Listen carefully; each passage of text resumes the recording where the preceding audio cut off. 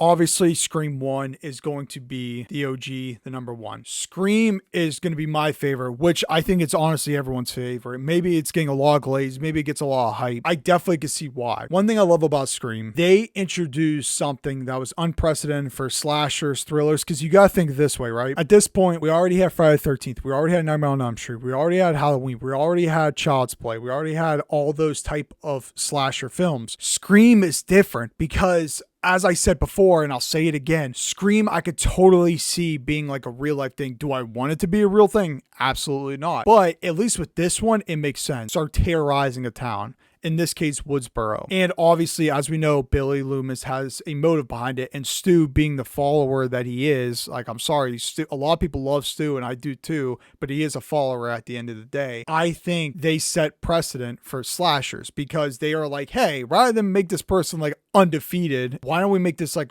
a human being? And they did. And to even add comedy to it, because it is like a slasher, thriller, horror, they made fun of other slasher films. And they kind of were like their famous iconic line that you see in every film: what's your favorite scary movie? Like in Scream 1, where the janitor is wearing a red and green sweater, and he's a janitor, and he works for a school. That's Freddy Krueger all day long. And so they were literally like poking fun at that. I just like how the screenwriters for Scream incorporate that kind of stuff to make fun of other slashers. Anthony Perkins, Psycho. Horn syrup. Same stuff they use for pig's blood in Carrie. But yet they also wanted to be serious as well. Surprise, Sydney.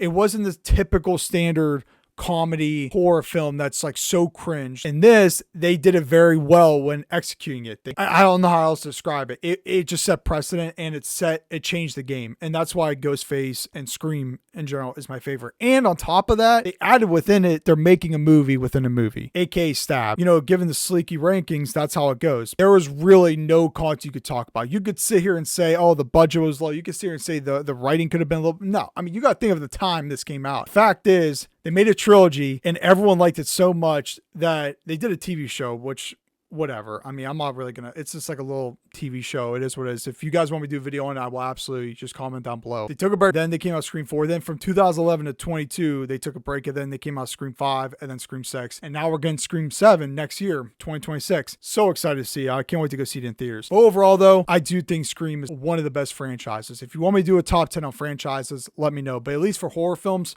Scream is my favorite. But yeah, that's going to be my ranking, guys. I'm out. Later.